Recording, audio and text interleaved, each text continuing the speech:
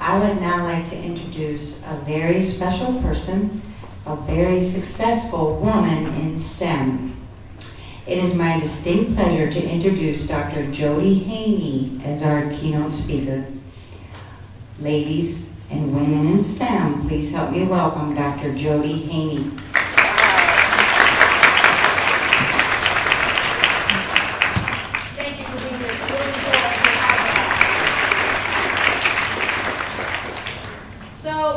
The title of my talk is Women in STEM, or Roots to Women in STEM, Seeking Creative Problem Solvers and Critical Thinkers to Lead the Way and Change the World. Wow, that's a big tall order for 15 minutes, but we're going to give it a try, okay? What I hope happens both in the next 15 minutes and throughout the rest of the day is that you become excited. You become excited about the opportunities that are before you in STEM. I hope that you become brave, because we need bravery, we need courage to be able to move through some of the hurdles that exist for women in STEM. And I hope you become vocal in talking to other people about your opportunities in women in STEM. We have to advocate for ourselves, ladies. The opportunities are there, the hurdles are real, but together and with courage, you can break through those barriers and we can have a lot more women in STEM. So again, that's a tall order, but I hope this day gets you excited about those opportunities and those challenges, both.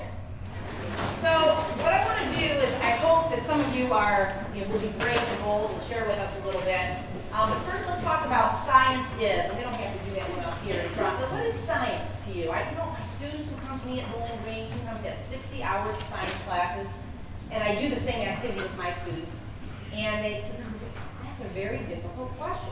Really define something that's so big and broad. Okay, your first name? Dakota. Dakota, stand up if you don't mind. You can have a friend stand if you want. And Dakota's from the Toledo School for the Arts, I know that, so you don't have to say that. Okay, Dakota, go ahead. The learning of things about the world and the things around us by logical means. Okay, so think about some of those key words there. Learning about the world by logical means. All right. Dakota, round of applause. One more. All the way to the back. Okay, that's great. So thank you for those. Those are really powerful definitions. You all know your stuff. So how about scientists doing science? Would somebody share their photo with us, their drawing? Okay. Tell us about it. He's finding a cure for cancer. All right, so again, really meaningful job, science, finding the cure for cancer. Your name and your school? My name is Kaisha and I'm at Liberty. And where? Liberty. Liberty, okay. Round of applause. So here's the perspective that the kids, younger than yourself, obviously, would have. And what they say is that scientists are middle-aged white males who wear lab coats and glasses. Their peculiar facial features are indicative of their generally deranged behavior. They work indoors alone and perhaps underground, surrounded by smoking test tubes and other pieces of technology. An air of secrecy and danger surrounds their work. Now think of some of the pictures we put up there. There's some elements of that, right? And I contend that a lot of times females don't see themselves doing that, or being that, or wanting to be that. So I think sometimes the messaging that we've received of what scientists are and what they do is one of those hurdles and barriers. That sometimes we say, yeah, that's not what I want to do. That's not who I am. That's not how I want to be seen. And this is another example of how some of us define science as a process, as inquiry. And I like to say, science and inquiry is really the way people learn when they're left alone sometimes. When you're a young child, how do you learn not to pull the dog's tail?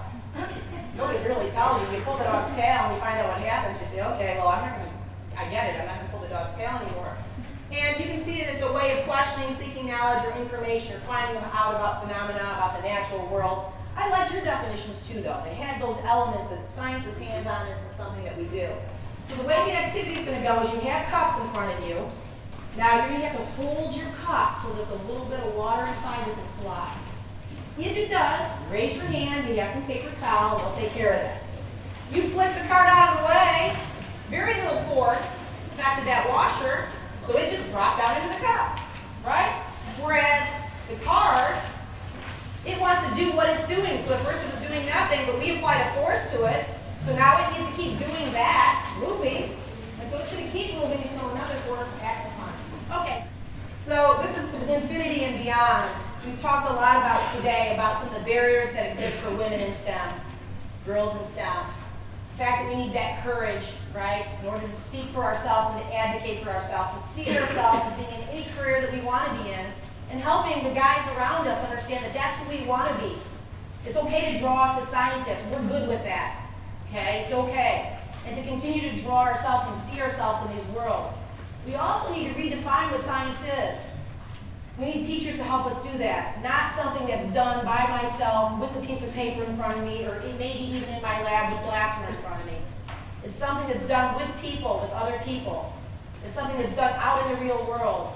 It looks differently depending on what science or math or technology or engineering career you're in. But the opportunities are limitless. And at the end, we have to think about our world this way, rather than just science as answering questions about the world. It is.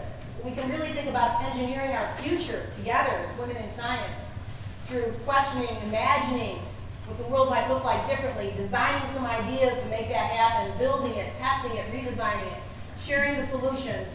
And I believe that's how we change the world. Thank you all very much. I appreciate your attendance. Have a great rest of the day.